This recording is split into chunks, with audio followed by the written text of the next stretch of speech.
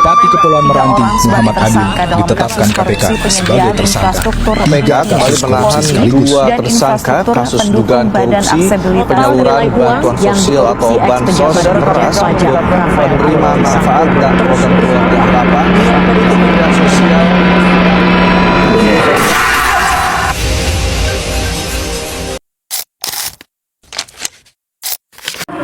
Kami dari kelompok 5 akan mempresentasikan makalah kami mengenai dampak korupsi dalam penegakan hukum dengan mata kuliah Pendidikan Budaya Anti Korupsi. Dosen pengampu Dr. Anda Debbie Christine Rende MSI. Namun sebelum itu, izinkan kami untuk memperkenalkan anggota-anggota kelompok kami. Saya Christine Natalia Yakob dengan NIM 2414201142. Saya Virginia Wijaya Kumolung dengan NIM 2414201150. Saya Febriana Valesnewe dengan NIM 2414201134. Baik, kita masuk dalam pembahasan. Yang pertama, pengertian korupsi. Kata korupsi berasal dari bahasa Latin corruptio atau corruptus. Corruptio memiliki arti beragam, yakni tindakan merusak atau menghancurkan. Corruptio juga diartikan kebusukan, keburukan, kebejatan, ketidakjujuran, dapat disuap, tidak bermoral, penyimpangan dari kesucian, kata-kata atau ucapan yang menghina atau memfitnah. Kata corruptio masuk dalam bahasa Inggris menjadi kata corruption atau dalam bahasa Belanda menjadi corruptie. Kata corruptie dalam bahasa Belanda masuk dalam kebendaharaan Indonesia menjadi korupsi. Menurut Kamus Besar Bahasa Indonesia atau KBBI, korupsi adalah penyelewangan atau penyalahgunaan uang negara, ke perusahaan, organisasi, yayasan, dan sebagainya untuk keuntungan pribadi atau orang lain. Definisi lainnya, UNODC dalam situsnya menyebut korupsi adalah fenomena sosial, politik, dan ekonomi yang kompleks. Korupsi, ujar UNODC, telah merendahkan institusi demokrasi, memperlambat pertumbuhan ekonomi, dan menyebabkan ketidakstabilan pemerintahan. Sementara Kofi Annan Sekjen PBB periode 1997 sampai 2006 dalam sambutannya pada United Nations Convention Against Corruption atau UNCAC mengatakan adalah wabah mengerikan yang memiliki dampak merusak bagi masyarakat adalah korupsi, kata Anna, menyebabkan pelanggaran HAM, merusak pasar, mengikis kualitas hidup, dan memunculkan kejahatan terorganisir, terorisme, serta ancaman lainnya bagi kehidupan manusia. Indonesia sendiri melalui Undang-Undang Nomor 31 Tahun 1999 yang telah diubah dengan Undang-Undang Nomor 20 Tahun 2001 tentang pemberantasan tindakan pidana korupsi telah mengelompokkan korupsi ke dalam 7 jenis utama. Ketujuh jenis tersebut adalah kerugian keuangan negara, suap menyuap, penggelapan dalam jabatan, pemerasan, perbuatan curang, benturan kepentingan dalam pengadaan, dan gratifikasi. Robert Klitgard mengatakan korupsi bisa didefinisikan sebagai penyalahgunaan jabatan untuk keuntungan pribadi. Jabatan tersebut bisa merupakan jabatan publik atau posisi apapun di kekuasaan, termasuk di sektor swasta, organisasi nirlaba, bahkan dosen di kampus. Korupsi menurut Klitgard berbentuk penyuapan, pemerasan, dan semua jenis penipuan. Dari berbagai pengertian di atas, korupsi pada dasarnya memiliki 5 komponen, yaitu yang pertama, korupsi adalah suatu perilaku, dan yang kedua, ada penyalahgunaan wewenang dan kekuasaan, yang ketiga, dilakukan untuk mendapatkan keuntungan pribadi atau kelompok, yang keempat, melanggar hukum atau menyimpang dari norma dan moral, dan yang kelima, terjadi atau dilakukan di lembaga pemerintah atau swasta. Dari penjelasan tersebut di atas, maka anti korupsi menjadi sebuah antitesis. Pengertian anti korupsi adalah semua tindakan, perkataan, atau perbuatan yang menentang korupsi dan segala macam bentuknya. Seseorang yang memahami pengertian anti korupsi ini akan berlaku sesuai dengan nilai-nilai integritas. Adapun 9 nilai integritas tersebut adalah jujur, mandiri, bertanggung jawab, berani, sederhana, peduli, disiplin, adil, dan kerja keras, atau yang disingkat Jumat Bersepeda KK. Dengan memegang teguh prinsip anti korupsi, seseorang memiliki benteng moral untuk tidak melakukan korupsi dan juga mencegah tindakan korupsi. 2 jenis korupsi. Menurut Zainal Abidin, terdapat 2 jenis korupsi dilihat dari besaran uang yang dikorupsi dan asal atau kelas para pelakunya, yaitu plutocratic corruption, korupsi yang terjadi di lingkungan birokrasi dan pelakunya para birokrat atau pegawai rendahan. Bentuknya biasanya menerima atau meminta suap dalam jumlah yang relatif kecil dari masyarakat. Jenis korupsi ini terjadi disebut petty corruption.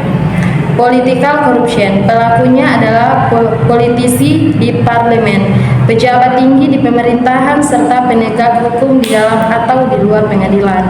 Korupsi melibatkan uang yang relatif besar dan orang-orang yang memiliki kedudukan tinggi di masyarakat, di dunia usaha atau pemerintahan. Jenis korupsi ini disebut grand corruption.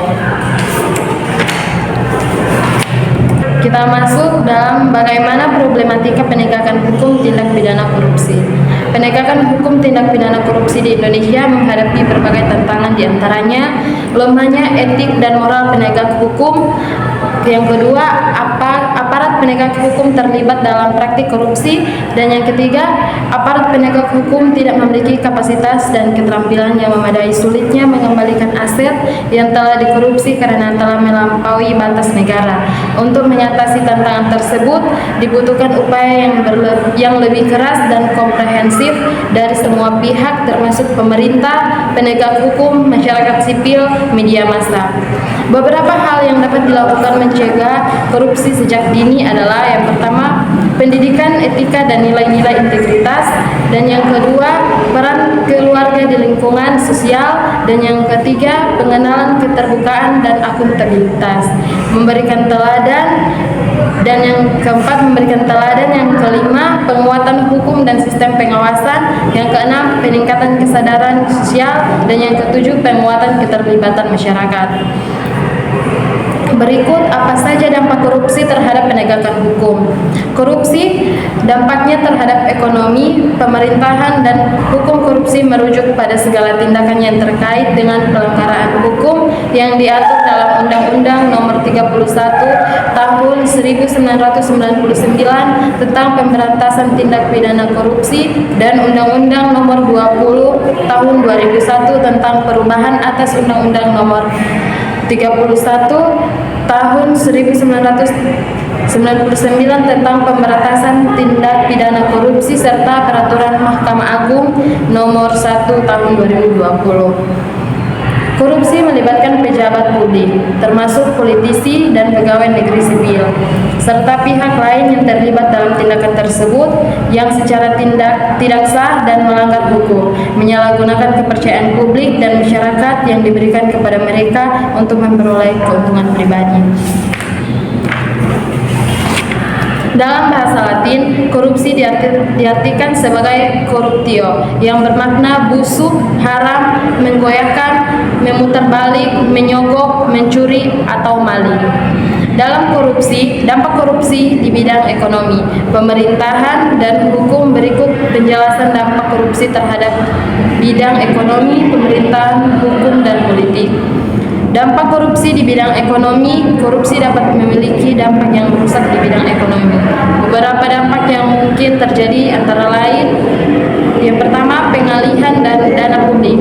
Korupsi dapat menyebabkan dana publik dialihkan ke rekening pribadi para koruptor atau digunakan untuk kepentingan pribadi mereka, bukan untuk membiayai proyek publik yang seharusnya. Yang kedua, merusak investasi. Korupsi dapat merusak iklim investasi karena menimbulkan ketidakpastian dan tidak adanya jaminan atas pengembalian modal. Hal ini dapat menyebabkan investor enggan memasukkan modal ke dalam suatu negara atau bisnis. Yang ketiga, menurunkan kualitas infrastruktur. Korupsi dapat mengakibatkan proyek-proyek infrastruktur yang dibangun tidak memenuhi standar dan spesifikasi yang seharusnya karena uang yang diperuntukkan untuk membangun proyek tersebut digunakan untuk kepentingan koruptor. Hal ini dapat menyebabkan kualitas infrastruktur menurun dan memerlukan biaya perbaikan yang lebih besar di masa depan. Yang keempat, memburuknya kesejahteraan masyarakat. Korupsi dapat mengurangi dana yang tersedia untuk membiayai layanan publik serta kesehatan, pendidikan, dan perumahan yang layak. Hal ini dapat menyebabkan kesejahteraan masyarakat menurun dan tingkat kemiskinan meningkat. Yang kelima, merusak citra negara. Korupsi dapat merusak citra negara dan mengurangi kepercayaan masyarakat dan investor dalam pemerintah dan lembaga-lembaga publik. Hal ini dapat menyebabkan pengaruh buruk terhadap hubungan diplomatik dan perdagangan antar negara. Yang keenam, dampak korupsi di bidang pemerintahan. Korupsi memiliki dampak yang sangat merugikan dalam bidang pemerintahan. Beberapa dampak negatif korupsi di bidang pemerintahan antara lain menurunkan kredibilitas pemerintah, dapat menurunkan kredibilitas pemerintah dan citra negara di mata masyarakat, baik di dalam negeri maupun di luar negeri. Hal ini dapat menghambat investasi dan pertumbuhan ekonomi, serta dapat merugikan hubungan diplomatik antara negara dengan negara lain. Yang kedua, membuat birokrasi tidak efektif.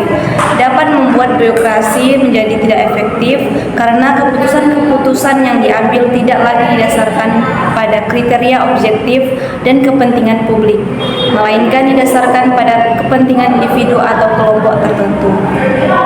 Yang ketiga, mengurangi kualitas pelayanan publik. Dapat mengurangi kualitas pelayanan publik karena anggaran yang seharusnya digunakan untuk meningkatkan kualitas pelayanan publik digunakan untuk kepentingan pribadi atau kelompok tertentu. Hal ini dapat memperburuk kualitas hidup masyarakat dan menghambat pembangunan nasional. Yang keempat, meningkatkan kemiskinan. Dapat meningkatkan kemiskinan karena anggaran yang seharusnya digunakan untuk program-program sosial dan pengentasan kemiskinan digunakan untuk kepentingan pribadi atau kelompok tertentu. Hal ini dapat memperparah kesenjangan sosial dan meningkatkan tingkat kemiskinan di masyarakat. Dampak korupsi di bidang hukum. Korupsi dapat memiliki dampak yang merugikan di bidang hukum, baik pada tingkat nasional maupun internasional. Beberapa dampak korupsi di bidang hukum adalah yang pertama, melemahkan sistem peradilan. Korupsi dapat menghambat efektivitas sistem peradilan. Korupsi ini di dalam sistem peradilan dapat merusak kepercayaan publik pada lembaga peradilan dan mempengaruhi kredibilitas hukum yang ditegakkan. Kedua, mengganggu penegakan hukum. Korupsi dapat menghalangi penegakan hukum dan membuat para pelaku merasa nyaman dan aman. Hal ini juga dapat menurunkan kredibilitas hukum dan sistem peradilan, sehingga dapat merusak kepercayaan publik pada institusi-institusi pemerintah. Yang ketiga, merusak hukum dan tatanan sosial. Korupsi juga dapat merusak tatanan sosial dan hukum yang ada di masyarakat. Korupsi dapat memicu perilaku yang tidak bermoral dan melanggar hukum, sehingga dapat merusak kualitas kehidupan sosial dan meningkatkan tingkat ketidakadilan di masyarakat. Yang keempat, merugikan ekonomi. Korupsi di bidang hukum juga dapat merugikan perekonomian suatu negara. Korupsi dapat menghambat investasi, merugikan pendapatan negara, dan meningkatkan biaya-biaya yang harus ditanggung oleh masyarakat. Yang kelima, membuat pemerintah tidak efektif. Korupsi juga dapat membuat pemerintah tidak efektif dan tidak mampu memberikan pelayanan publik yang baik. Korupsi dapat menghambat kebijakan pemerintah, mempengaruhi alokasi anggaran, dan mengurangi kualitas pelayanan publik. Dengan demikian, korupsi memiliki dampak yang merusak di bidang hukum yang mempengaruhi efektivitas sistem peradilan, penegakan hukum, kualitas kehidupan sosial, perekonomian, dan pelayanan publik. Baiklah, kita masuk pada kesimpulan.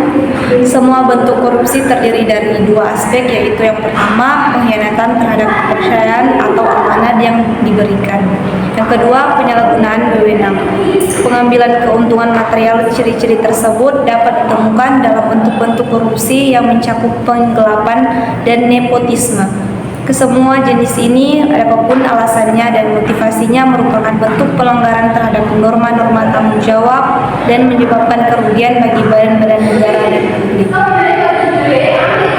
Berikutnya saran, dengan penulisan makalah ini kami mengharapkan kepada pembaca agar dapat memilih manfaat yang tersirat di dalamnya dan dapat dijadikan sebagai kegiatan motivasi agar kita tidak terjerumus oleh hal-hal korupsi dan dapat menambah wawasan dan pemikiran yang intelektual khususnya dalam mata kuliah pendidikan budaya anti korupsi.